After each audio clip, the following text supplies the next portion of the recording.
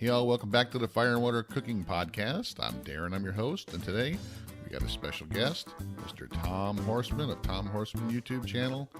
I can't wait to talk to Tom. If you haven't followed him, check out his YouTube channel listed below. I'll be right back with Tom Horseman from YouTube. Smoking, grilling, getting hot and hotter, sous vide and chilling from fire and water.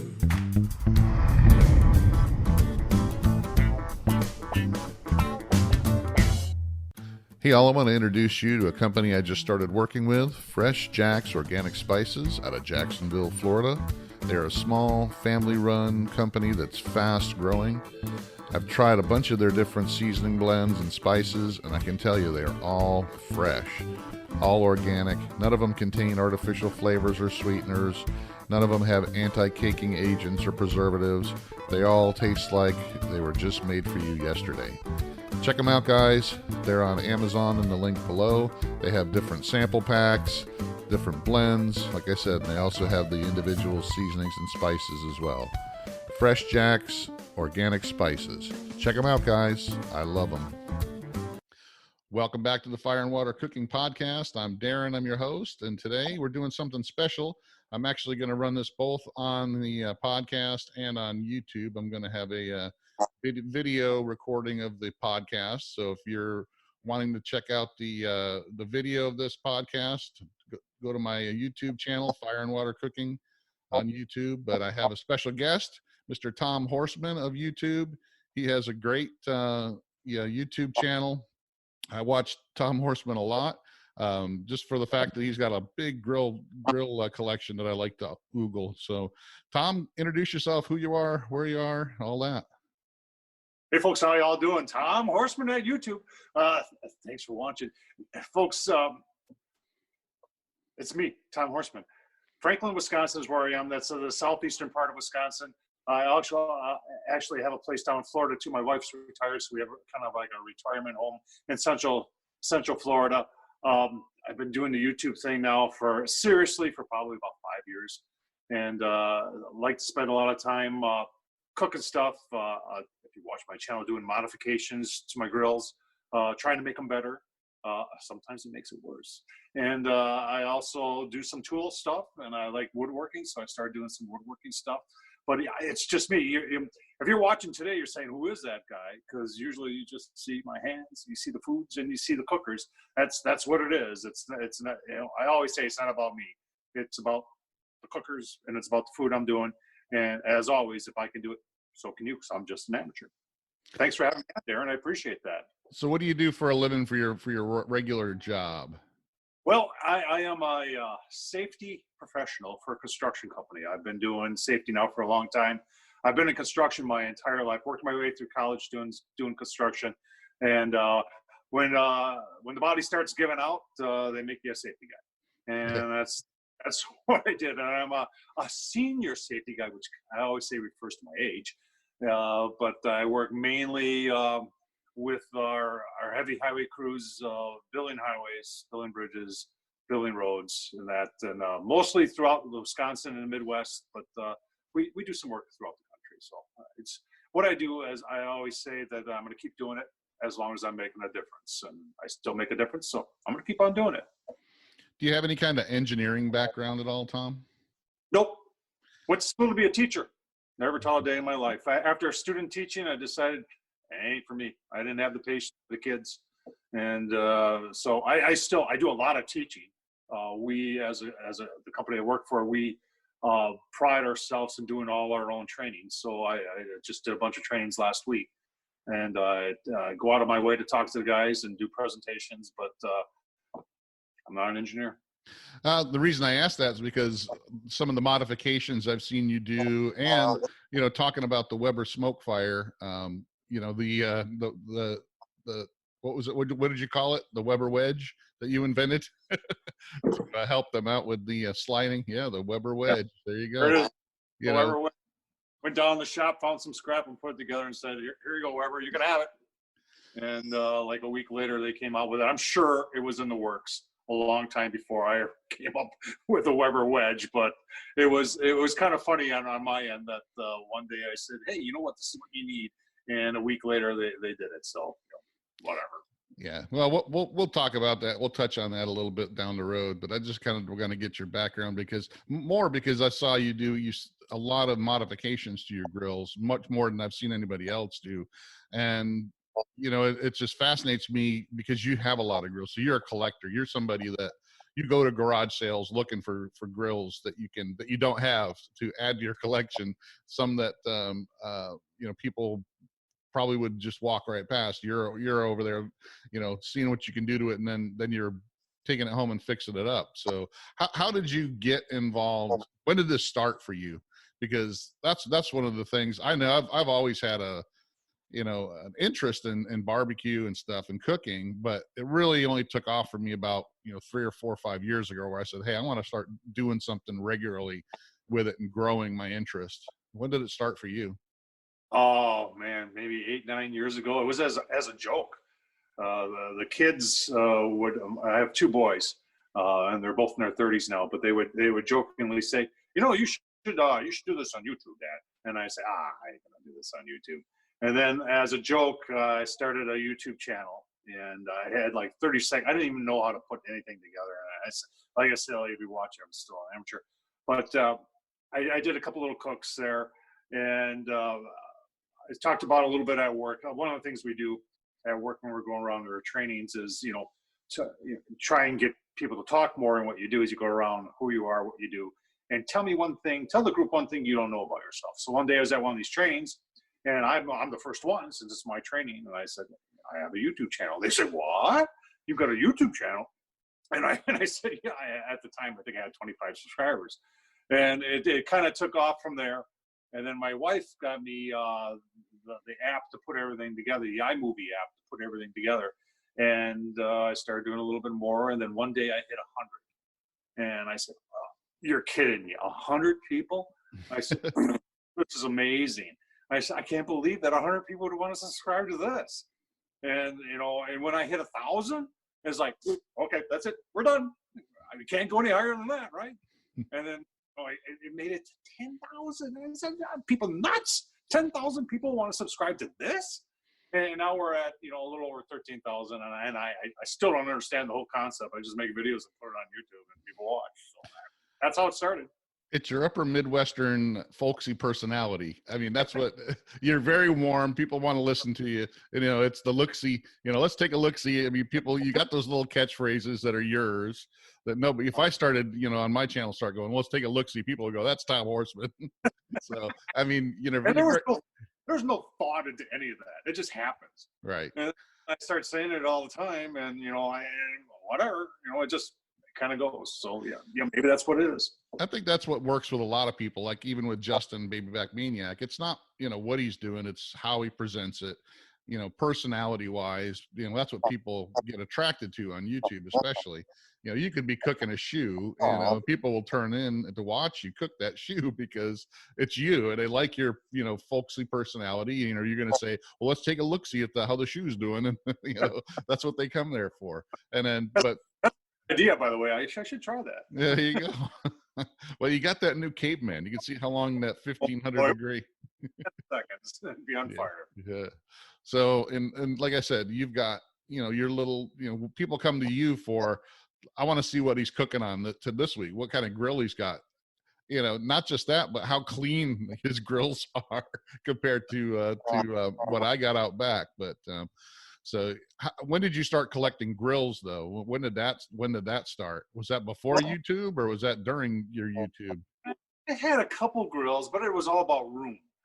So our I have to go like 2 houses ago. Our original house in Milwaukee, my wife is a retired Milwaukee. She was on the fire department. She was a paramedic, one of the first females in the Milwaukee Fire Department. I love her dearly.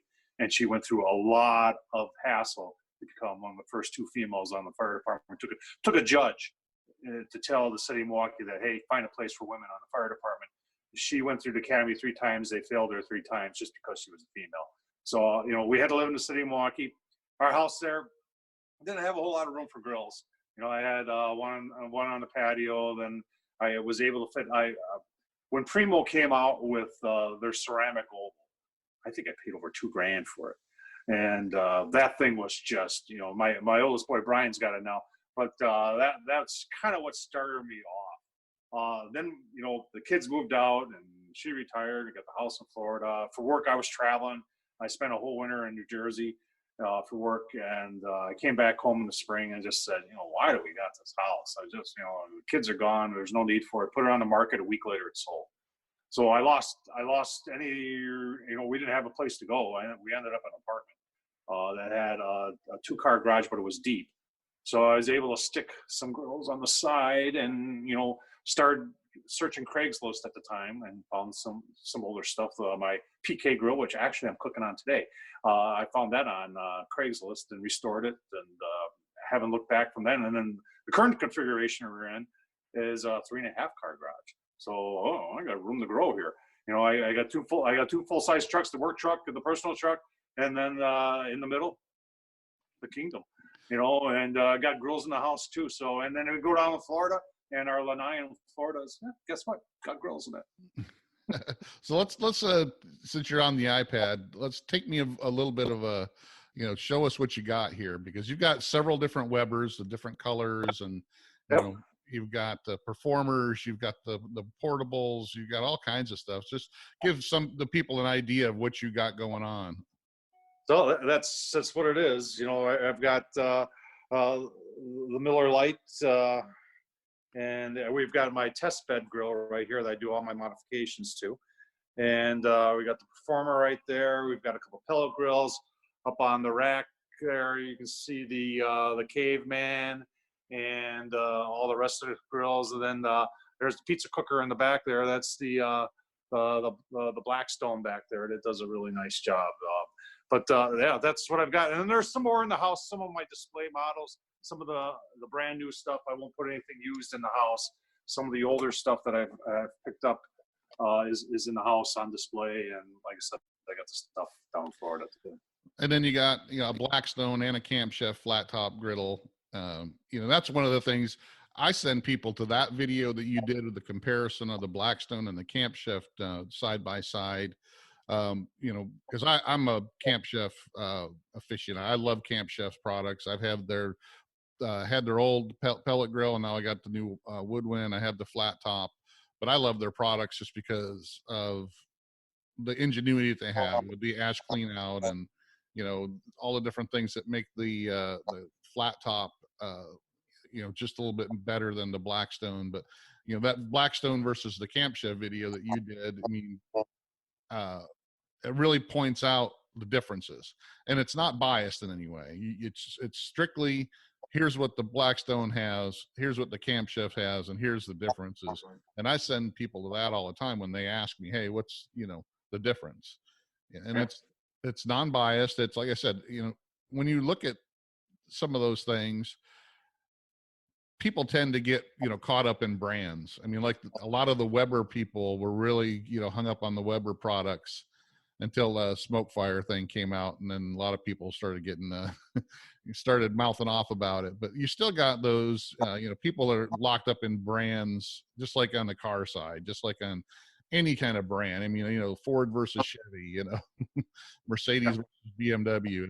Sometimes they look past things and just strictly focus on the brand. But that video you did against the Camp Chef versus the Blackstone was strictly, you know, what it has and what the other one doesn't. It wasn't anything to do with the brands themselves, you know, nothing. So that's the kind of stuff I like, because that way you're being more honest. It's not like, well, you know, Blackstone, they're a better company because of they've been around longer or whatever. It's like, no, just take the product versus the product and do, you know, what's the benefits of both of these. You know, both of them are good products. You don't have to trash one to make the other one look good. It's just, look at that's why I think with Camp Chef on their pellet grills, you know, people go, oh yeah, the Pit Boss is just as good. Well, the Pit Boss doesn't have the ash clean out, doesn't have, you know, some of the other things that the, you know, the Camp Chef offers. So if you look at options and what they have, instead of go past, don't even look at the brand name. You know, sometimes you got to do that. And that's one of the things that frustrates me a lot of times on Facebook and even on YouTube. You got the people that are, all they look at is the brand name. So yeah, I agree. Yeah, Weber makes a great product, and you got a bunch of their kettles can't be beat, but they're having issues with this new pellet grill. Not everything they make is going to be great. So, and sometimes they got to go back and change things. So let's talk about modifications. So you're big on taking some of these grills that you bought and trying to make them better. How did that go? How did that start? I think it started with the Rectech Mini. I wanted to put that was my first pellet grill. My oldest boy's got it now, but I didn't like the holes in the back. We're in Wisconsin here, and the wind was blowing in there, snow was going in there, the rain was going in there, and I said, well, this is foolish. And I went on Rectech's site, and they sold smokestack as a separate option. I said, "Oh, you're going to sell that to me? I'm going to put it on your grill." So they sold it to me, and I put it on the grill, and I blocked off the back 3 holes with some diamond plate, and that kind of started the whole thing. That's when I started getting a lot of comments about, well, you just voided the warranty, and I guess I voided a lot of warranties then, because I've drilled holes and put stuff in just about everything I have. So the only thing you can't really do it to is a ceramic grill easily, and I really haven't done anything. I got one ceramic grill, and I haven't done any mods to that, but that's kind of how it started. And then everything else was just like, how can I make this better? Weber stopped making all the accessories with tables. You can buy it from somebody else, but they stopped making them. And so I did a modification to the table, and I said, these some of these Weber grills are a little short. Let's do a quick, easy, cheap, leg extension to make them taller. And I did that. And you talk about Blackstone. When I got the Blackstone tailgater combo, even looking at it on Amazon, I was thinking, I want this because I know what I'm going to do to it. And that's what I did. And I made it easier for me to use here at home, and easier for, I'm going to take a camper with me this summer. And, a lot of it I look at and I just say, what can I do to make this better? Or I have an issue with it that needs to be taken care of. I almost want to go out and spend $1,000 on the Weber Smokefire just so I can do modifications to make it better. Because since they did their Weber wedge, they haven't really done anything else to that thing. And I got some ideas are rattling around in my head that I want to do to that thing. I just got to justify in my head spending $1,000 on the smaller one, the EX4, just so I can get it here and void the warranty. So right. Yeah. I listened to the Barbecue Central podcast last week, actually the week before last, and Kevin was on there from Weber and kind of explaining a lot of the stuff they're going to fix, with the app updates. And it's like, well, some of that stuff like grease fires, you're not going to be able to fix with a software update. So, it's some of the design flaws of the unit itself, of course you can, fix some stuff software, but there's a lot of stuff on it that you can't, just like the wedge thing that they had to come out with, because, they really didn't even want to admit they had a problem until just about every YouTube video out there people were posting. Even Harry Sue had that issue, but he kind of, blew past it. He just dumped more pellets in it, which that's not an answer to the question when you got 15 pounds of pellets still sitting up on the side of the hopper, not sliding down. You shouldn't have to go out and dump more pellets in the middle. It's not fixing the problem. So but definitely there's some issues there. But I watched on the Camp Chef Pursuit, the smaller one, where you modified the hopper to make it a 20-pound hopper and things like that, where you pretty much you've voided the warranty on it, but you made it work for you. So yeah.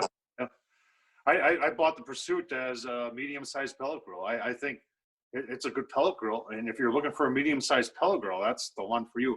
Its weight kind of defeats the purpose of the portability of it. I mean, if you buy it just out of the box and everything, use it as is, it is portable. But there's some weight there. But if you're looking for a medium-sized pellet grill, that thing is perfect. And yeah, it has a small pellet hopper because it's portable. Well, put a little extension on it, and you're good to go. I put a side shelf on it, I'm good to go.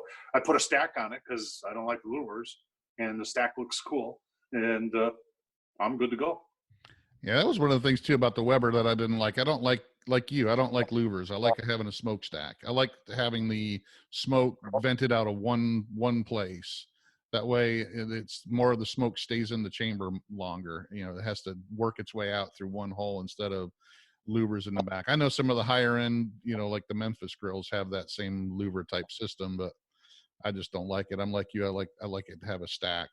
So especially like with the camp chef, where you can even control the top of the stack, how much smoke is actually coming out at once, and the airflow with that as well. So how many of these grills do you actually use on a monthly, quarterly, yearly basis? Because you got a bunch of them.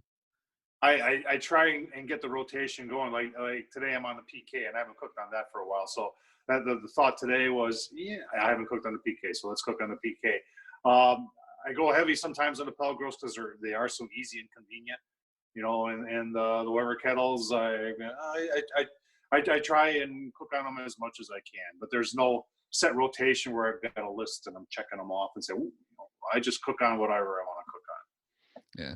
Yeah, and that's me too. And I end up cooking on the pellet grill a lot too. Just like you said, it's convenience. You know, if you get home after, you know, being running around all day or something, and you want to, you know, just get the fire going, and then especially now with I got the Woodwind Wi-Fi, I can sit here and monitor it while I'm editing video. You know, I don't have to get up and walk out and make sure, you know, it's still doing what it's doing, or, you know, I can just look at my phone. If I need to adjust the temperature, I can, you know, do it right on my phone, which makes it really easy. But you know, I have the Kamado Joe and I have the iCommand, so I can do the same thing, but it's just not as convenient because I got to go out there and hook up the iCommand, you know, the temp controller to the thing, light the charcoal, wait for it to get up to temp, then go put the food on, and, you know, so yeah, I mean, it's that it's not laziness, it's just the way it is anymore. People are busy, and, you know, convenience kind of supersedes. But I love cooking on I just got a PK 360 and just put it together. I haven't cooked on it yet. So, but I had a PKTX, the one with the folding cart. But the only thing I don't like about the classic in that one is the way the bottom vents, you know, I burned my hand like 3 times on it because it's just, they're difficult to adjust. And the 360 actually has it's a lot easier to adjust those bottom vents. So cool. But yeah, I mean, I like different grills too. I like the flat top. I like experimenting. I just don't have as much room as you do, and but it seems like you got a lot of portable grills too. So when you're looking at a new grill, I mean, does something just jump out at you? I mean, is it something where you're buying used stuff at garage sales? Or are you looking for new grills on Amazon all the time? How does Tom Horseman look at buying a grill? There's no rhyme or reason to it. Yeah, I look on Amazon. Yeah, I look on Facebook Marketplace a lot. If I see something like that caveman, I was just walking through the first store chain here in the Midwest is called Menards, and I happened walking through Menards, and I walked right past it, and I did a double take. I said, "Whoa, what's that?" And what caught my eye first was the price was like $120. I think it was like $116. And I said, "Oh, hey, hang on," eh? And I recognized it because I had been looking at the beefers and Right. the knockoffs to the beef, which are those high temp grills, and they're all like $300, $400, $500. Some of them are almost $1,000. And when I saw this, I said, "Whoa, hang on, $120? Really?" I said, "Well, I'll take that home and give it a shot for $120." And that's what I did. And the rest is history, because the thing works phenomenal. I mean, it really, truly does get up to 1,500 degrees. Yeah, the only thing I can see with that is to see how long it lasts, because it looks like it's a little bit, you know, maybe it's a thinner material than the beefer and some of the others, the North Fire, the Auto Wild. I don't know why that thing is so expensive, but you know, that thing is the one that's like $1,200. So Yeah, well, it was $120. So in my opinion, it's stainless steel, and if it lasts a year or two, well, I got my money out of it. exactly. You know, it's you'd hate to spend $800 on something like that, and as soon as the warranty up, it blows up on you. So I don't see a offset, you know, big offset cooker.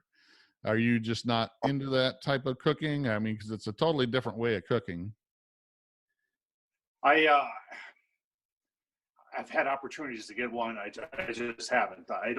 I'm in the city here, so I don't have wood storage. I'd have to give up some of the garage to have splits and everything like that. And you're right. It's time consuming. I watch a whole lot of other people who have offsets, and I watch all the time. They said my son Brian's got one, and he talks about, yeah, I'm cooking on an offset today. I ain't going nowhere. I got every 30 minutes or whatever, you got to go put a couple more splits in. So I think it's a great way to cook. Maybe that's something I do when I retire. You don't have to get everything right away. You got to save some stuff for later. Yeah, I'm the same way. I've kicked it around, and actually just recently had thought about buying an offset just to add that to throw it into some of the stuff I cook. But then I think about it, because you really got to sit there and babysit the fire. There's no throwing a temp controller on it, or especially since I do a lot with sous vide anyway, I'm not using the smoker 100% to sit there and cook a whole brisket on it. So I don't want to have to sit there and babysit a fire if I'm just cooking on it for a couple hours. So and I just don't have the room. I'm getting a new deck built here, but I'll have a little bit more room, but I just don't want to have a big ugly offset smoker sitting out there that I'm hardly ever going to use. So there's so many. That's one of the things in this era. There's so many different things that you can use to grill and cook outside that you don't really need to have that big offset smoker anymore. It may be one of the better ways to cook a brisket, but I can cook a brisket on the PK grill. I can cook a brisket on the pellet grill. I can cook a brisket on my Kamado Joe. So yeah, we have a lot of options. So it's all about time, and you got to have time if you got an offset. I mean, I love people. Ken from Heavy Metal Barbecue. I just love it when he cooks on his, and I just love watching him. But I don't have the time. Not right now. Exactly. All right. Well, we're going to take a little bit of a break here, and then we'll come back and we'll delve deep into your YouTube channel a little bit more and talk about some other products and grills and stuff that you do. And I'll be right back with Tom Horseman from YouTube. Hey all, this is Darren, and I want to take a minute to talk to you about Masterclass. I just signed up for Masterclass, and I can tell you what, it's well worth it. Masterclass is where you can learn how to cook from Gordon Ramsay. You can learn how to sous vide from Thomas Keller. You can learn how to make Texas barbecue from Aaron Franklin himself. All these classes are available on Masterclass, plus many more. Masterclass has great video content, interactive assignments, social interaction with the Masterclass community, all for just one fee. You can either buy each individual class for $90 each, or you can sign up for the annual pass, which gives you access to all their classes for just $180. And that's what I signed up for. Check it out, guys. Masterclass has some of the best online training you can find. Check it out, guys, in the link below. Masterclass, amazing. Now on to the show. All right, Tom. So let's take a look at, we talked about how you got started on YouTube, and let's talk about how you've developed it over the years, because you haven't really, I mean, I'll watch you one day and you're cooking on your PK grill, like you said you're doing today. And then the next day you're showing me a drill that you bought at Harbor Freight and comparing it to, a more pricey one. And then the next day you're cooking on an air fryer. So, I mean, was that something you wanted to start at first? I mean, did you have an idea, at first you were just going to do grilling and then you decided to kind of mix it up some, or? Yeah, it started off as just barbecue. And then, and I have to keep reminding myself that it's my channel, and it's called Tom Horseman. So Tom Horseman on YouTube. So I can do whatever I want. If you don't want to watch it, I don't care. if I'm having a good time making a video of a drill review or air fryer review or building something in my wood shop, that's what I enjoy. So and you may not enjoy it, so you may not want to watch it. The majority of people subscribe to my channel because the majority of my videos are barbecue, come for the barbecue, and I'm hoping that, I catch a couple people that want to see tools and some of the woodworking and tool reviews, because I enjoy doing that too. Yeah. I mean, whenever I see a notification of a Tom Horseman video, I watch it no matter what it is. If it's an air fryer, because you do the reviews, you know, like I said before, like you did the Blackstone and the Camp Chef review. You know, it's an honest, non-biased. You're to tell me what's great about it, what's not great about it. I can pretty much trust you because you're the one that you bought this stuff. It wasn't given to you. You know, it wasn't somebody, you know, sent you this to try and then, you know, maybe that, you know, we work out a deal if you give me a great review. You went and bought this at Harbor Freight and then you're comparing it to something you bought at Home Depot for twice as much and you're comparing it to. I mean, that's what I like, no matter what it is. Like I said, if you're doing an air fryer, you know, thing, I like to watch that too, because I don't have an air fryer, but I'm tempted to buy one. And if I ever buy one, I want to go, well, that's the one Tom Horseman uses because he showed me the differences in it. So I think you're going to catch some people like that. There's going to be people, and I get a lot of the barbecue, hardcore barbecue traditionalist guys that don't, you know, like my take on it because I mix sous vide with barbecue a lot. You know, it's not the only way I cook, but I do it a lot. So they kind of think that's blasphemy or what have you. But so how much negativity do you get in your comments and stuff like that? Oh man, I get old. We all do. I mean, anybody that's got a YouTube channel or Facebook or whatever, you get negative comments. So You got to remember, back in December, I was the first one to raise some flags on the Weber Smoke Fire, and I did a bunch of videos, and then Justin and I kind of went on it. When you know, I told him he was drinking the Kool-Aid, and you know, I was very, when he finally had his issues with the Weber Smoke Fire, he actually, in the one video, said, "Tom, you're right. I was drinking the Kool-Aid." But I took, oh man, the Weber employees, the Weber engineers, the Weber traditionalists. I was I was deleting, and it's my channel, so I can do whatever I want. If you're going to make a really negative comment and it's not constructive criticism, it's just being nasty, just delete your comment. And if you keep on doing it, guess what? I'm going to delete you. But in all the years I've been doing this, there's less than 5 that I permanently said, nope, you can't ever comment on my channel again. So I take the majority of it and try to respond. If someone wants to be, you know, constructive criticism, or they just want to talk and maybe they don't disagree, they don't agree and want to disagree, that's fine. Let's chat about it. But if you're going to be nasty, yeah, that's going to get deleted. So yeah, there's some people that leave comments on YouTube just because they can't talk to people like that in person. So I've had some that are just, I don't even know why, you know, you even commented on my video. You probably didn't even watch it because you have zero, you know, you just actually made this YouTube account like yesterday. So, you know, you just scratch your head and then, like you said, you delete them if they're just outright stupid. You know, I don't have a problem with people disagreeing with me on something, but you know, you have to have some kind of decorum. You can't just be nasty. And, you know, I've had people say, you know, well, I don't, you know, think you should mix, you know, sous vide with barbecue. Well, that's fine. You don't have to. I'm just showing the people that want to try it how I do it and what, you know, the results can be if you do it. You know, if you don't want to do it, just go to the next channel and watch, you know, somebody just cooking barbecue all the time. You don't have to watch my stuff, but don't try to change my mind or see if you can take me down, you know, or people that are watching me, you know, they're not going to listen to you because you're not going to be on there long enough.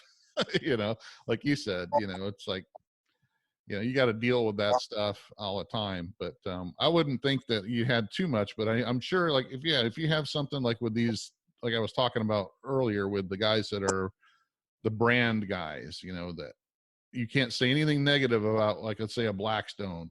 You can't, even if you're comparing it to the Camp Chef, you know, if you try to mention anything that might be different or not as good, then they'll just blast you, you know, oh, my Blackstone is the best in the world that I bought at Walmart. You know, I get that stuff all the time. And, you know, you're not going to be able to fight those people. You just got to either get rid of them or let them go down the road. So I usually, the majority of them, I just respond with, thanks for watching. Exactly. Yep. Thanks for watching. Because that's all they're trying to do is get a rise out of you anyway. Yeah, they're trying to pick a fight. That's all they're trying. That's all they're trying to do. And you got to deal with that no matter what you're doing, no matter what, you know, you're if you got a YouTube channel, you're going to get some of that no matter what you're doing. So, so we talked about you not having offset. Is there any other type of grills that you don't like? I mean, do you prefer cooking with charcoal over pellets? You know, as far as a cook, it's not convenience wise, but I mean, does it really matter to you what you're cooking on? I mean, I see you got the electric, Weber there. So yeah, it doesn't matter to me. The pellet grills and the charcoal, I like them all. I think you get a little bit more smoke and a little bit better taste sometimes on charcoal as opposed to a pellet grill. Even gas, I don't mind cooking on gas. When you're cooking on a grill, you're cooking on gas. So I don't have any real preference. People always ask me about, do you like apple pellets better than hickory pellets? I can't taste the difference. I really can't. I usually use some competition blend that's got everything in it. And a lot of these pellet grills like Camp Chef and everybody else has got these pellet dumps so you can change flavors. I can't tell the difference. I'm one of those guys where my taste buds can't pick up whether it was cooked on hickory or cooked on apple. So, but I can tell the difference if it's cooked on charcoal as opposed to on pellets. So I have no real preference. I like cooking on all of them. yeah, I can tell a difference if I'm using, smoking wood in my Kamado, with charcoal, if I'm using, pecan or cherry versus oak or something like that. But it is hard on pellets because they do cook at a hotter temperature, and it does produce a different kind of a smoke. So like I can be cooking on competition blend and then put 100% pecan in there and not really tell a difference. A lot of these, the big thing now is the char hickory and the pellets that have a little bit of charcoal mixed in with it, and I can't even tell the difference if I'm running that compared to just a plain competition blend. I can't taste the charcoal in it. So, but you got people that will rave about it. Oh, these charcoal, hickory pellets are the best. It's like, I've tried them all. I tried the char cherry, I tried the char hickory, I tried it, and then cooked the same exact thing the next day on just a competition blend, and they all taste the same to me. So I think that's one of the things people get kind of stuck in their head, that it's got to be better because it's got charcoal in there with it. Have you tried the different char mixed pellets at all? Yeah, I have. And like you, I can't tell the difference. Yeah, and it doesn't taste like charcoal, like cooking over a charcoal grill to me. So doesn't do anything. All right, so let's talk about other products. We kind of touched on a little bit. When did you start doing this? I want to start touching on other products like the drill, or I mean, is it just you just one day decided I bought a new drill and I had this old one that was a lot more expensive, and I just want to do a video on it. Is that how you kind of come about doing these type of videos? Well, it all started when I decided to build a shop in the basement here. So I had a wood shop 2 houses ago, and I loved it. And then we sold the house, I lost it. And when we found this condo, it had an unfinished basement. And I remember looking at it, and the first thing that came into my mind was shop. Got to have a shop again. I missed it. I love going down in the basement and wasting away a Saturday or a Sunday afternoon and just putzing, building things. I'm the king of sawdust. Nobody can make sawdust better than me. I'm the best. So I acquired 3 doors that were being thrown away at work because they were the wrong color, but they were solid core wood doors. And I said, well, nothing makes a better workbench top than that.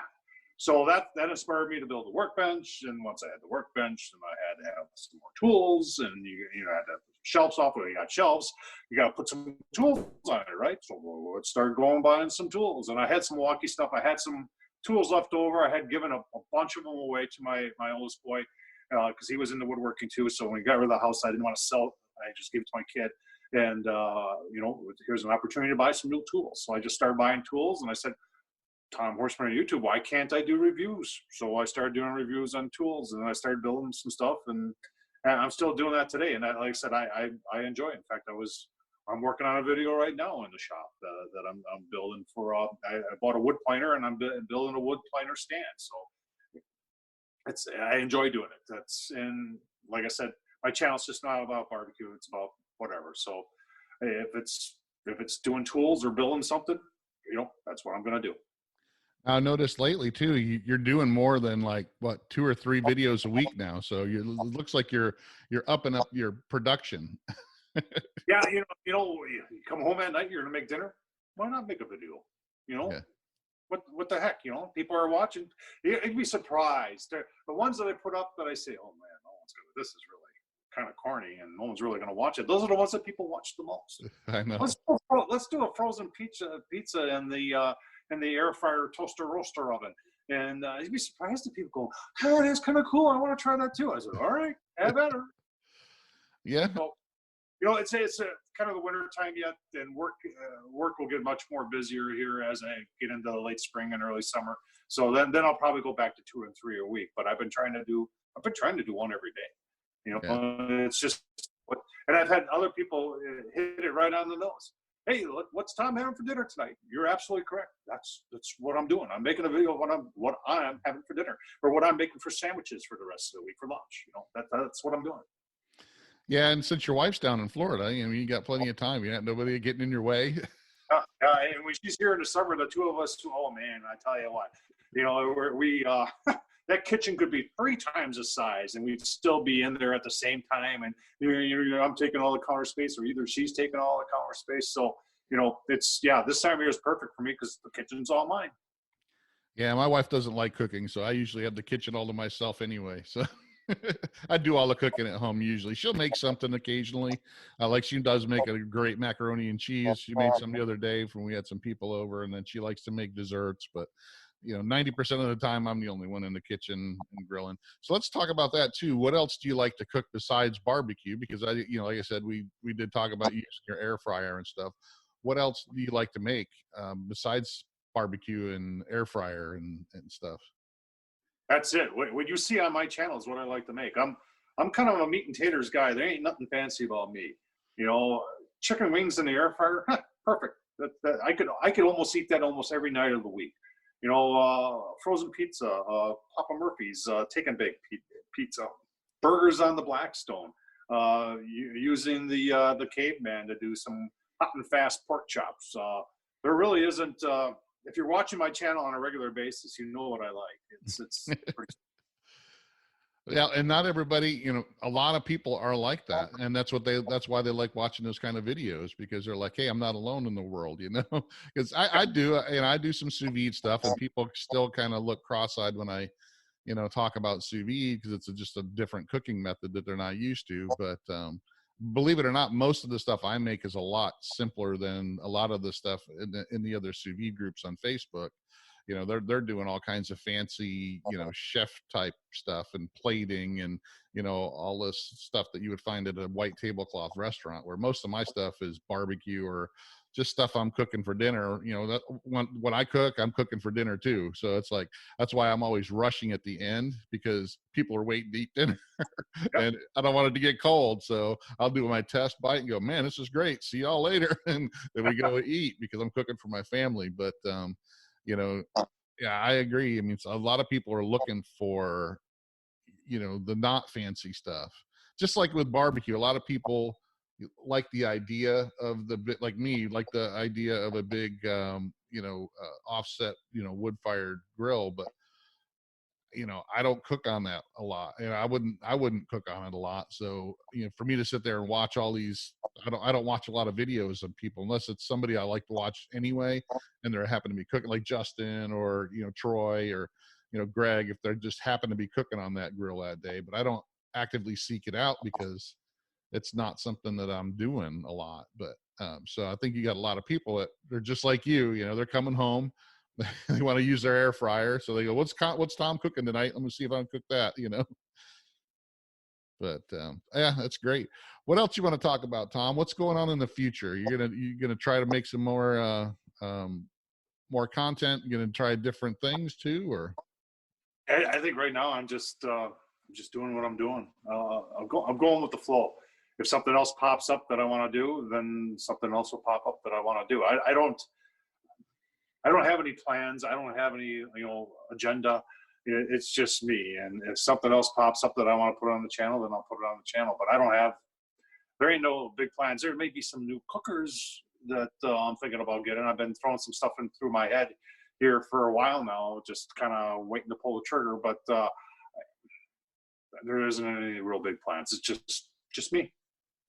So what kind of cookers you talking about? I mean, are you talking about more grills or Yeah. indoor cookers or?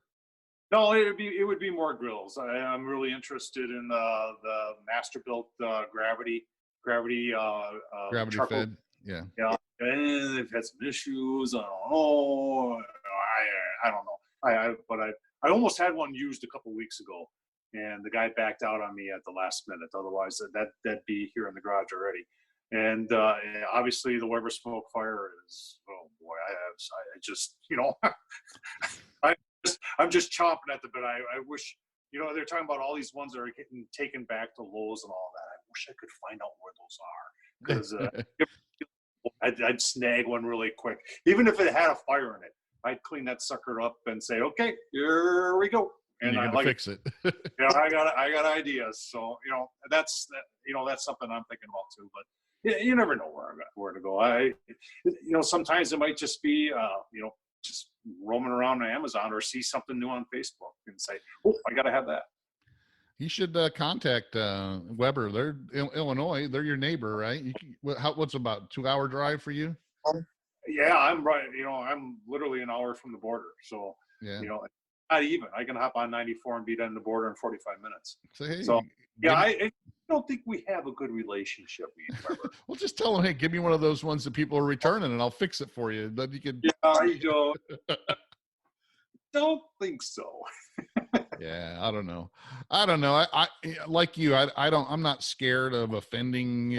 I've had people talking in forums about the Weber Smoke Fire, and I try not to comment on it because I don't have one. But all I know is what I've seen and use in my head, like you, where you can tell how something is, how it's supposed to work, and it ain't working like they think it's working, and so, but I've had people tell me, oh, don't burn a bridge with Weber. You might need them someday. And it's like, nah, that's not how I'm going to operate, because, I'm not looking to be sponsored by every,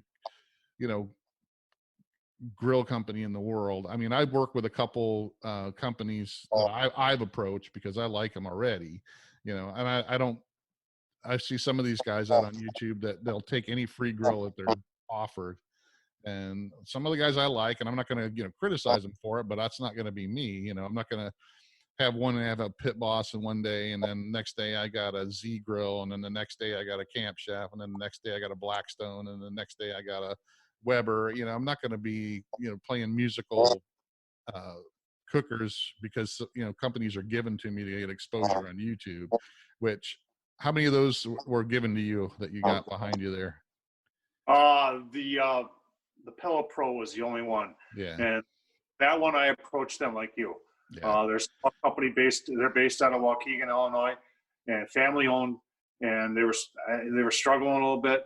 And I approached Dennis, their owner, who's retired and started this, and he's got his daughter working with them and his grandkids working with them.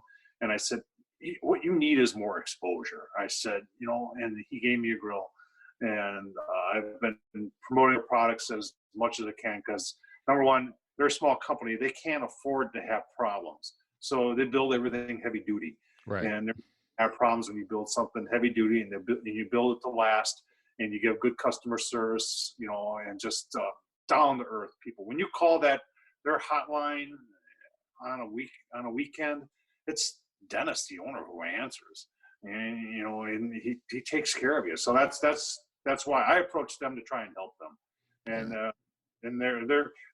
they make some great accessories, and folks, please, SmokeDaddyInc.com. Go and take a look at some of their stuff, because they really got some very, very good stuff when it comes to pellet grills and pellet grill accessories.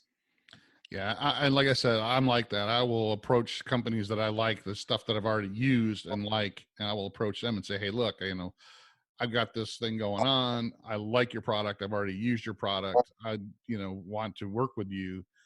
I've turned down, 3 or 4 times a week, I get emails from companies wanting to send me stuff, not big stuff, but, they want to send me thermometers. They want to send me all kinds of different sous vide, and I took some in the beginning, some sous vide things, but they're all junk. They're all cheap Chinese junk, and they don't work well. So I stopped even taking them, because I'd get them and it would shut down after, 20 minutes. And you're like, I'm not even going to, I tell them, look, I'm not even going to review these. So just don't send me anything anymore. So this was early on when I first started my YouTube channel. And I just decided I'm only going to work with companies that I actually, know that I like, that, like with Camp Chef, they make something that I really like, and I think they're different than most other pellet grills out there. And it's not just the brand name; it is the ash removal system. The way that they've got their pellet hopper set up. I mean, the way that they've got the sliding grill. The way they did the interior space of the grill, making it bigger instead of it just being round and losing half of the cooking space. I mean, there's a lot of things that they have that I liked about their and some of their other products, like their flat top. I mean, there was totally different build quality than some of the other stuff I've seen out there. So I'll work with them. I'll work with companies like Fresh Jack's seasonings, because I use some of their products. I really liked it. I like the company, and so I said, hey, I want to work with you guys. They're like, okay, and it's not like I'm getting money from them all the time. It's just send me some of your product. I'll use it. I'll expose it out there, and whenever I ask you for something else, just send me some so I can demo it for you. Just like you're demoing it for them. It's because it's something you like and you believe in. So Exactly. But all right. So other than that, we're going to see like a Tom Horseman, playing with any kind of other toys like boats or anything like that, or that this summer we're going to go camping. You'll probably see me do some campfire stuff, but I'm not very adventurous. The older I get, the less adventurous I get. So you're anything crazy. Yeah. When they come to see me out on a boat or a water, oh my gosh, that'd be funny video though, but you're not going to see it. I've always wanted to do some stuff at work, but I would get in trouble if I did some stuff at work. But I do a lot of interesting things at work, and have been to some really places where a whole lot of people don't get to go. I've been on top of wind turbines. I've been down below the streets of Manhattan doing tunneling work. I've been in places where I think would be really interesting, but because it's work, and not going to allow that. So it's too bad, because if the people only knew what it takes to build some of the things they have to build for the infrastructure in this country, I think they would they would like watching it. But I can't. They'd have a lot more respect for it. That's for sure. Yeah, exactly. Cool. What do you do when you come down to Florida when you take a break? Well, I'm usually not there for very long, so I usually have a honey-do list, and I take care of that. I like to walk. I like to walk in Florida, and I don't play golf. The Villages is where our house is down there, and it's a big golf community and a lot of sports. My wife is hugely into sports. She plays a lot of softball and pickleball, and I don't do any of that. I have no talent. The kids and the wife got all the talent. I got none, but I can walk, and I like to start off my day and go for a 5-mile, 6-mile walk, and then come back and do some putzing around the house and barbecue something. But like I said, as far as Florida is concerned, I don't know if that's for me, but when I do retire eventually, I probably will try it. And then she already told me if I don't like it, we can, she's had her fun now of about 11, 12 years. So we can go somewhere else at that point. Nice. Well, Tom, I want to thank you for being on, and make sure everybody check out Tom Horseman on YouTube. He's got plenty of cooking videos with grills, all different kinds of grills. You'll be able to see a lot of his different grills and how he cooks on them on the YouTube channel. But he also does tool reviews. He also does air fryer reviews. He's also got that new caveman that he cooks on, 1500 degrees searing machine. And he'll take a look-see at everything that Tom has. If you watch one of his videos, you'll know what that take a look-see is. Thanks, Tom. I appreciate you being on. And anything else you want to discuss before we head out? Oh, thanks, Darren. I appreciate you having me on. I really appreciate you being on. I look forward to having you on again soon when you get some new grills in there we can talk about. All right? Definitely. All right. Thanks again. And we'll see you guys on the next Fire and Water Cooking Podcast. Well, thanks again for joining us on the Fire and Water Cooking Podcast. I want to thank Tom Horseman once again for being on. Make sure you check out Tom's YouTube channel. Just search Tom Horseman on YouTube, or you can click the link in the description below. Make sure you also follow them on Facebook. Also, make sure you follow us on our YouTube channel, Facebook, Instagram, and all that. Make sure you check out Masterclass and Fresh Jacks. There will also be a link in the description below. And thanks again, and make sure you follow us on the next Fire and Water Cooking Podcast. I'll see you on the next one.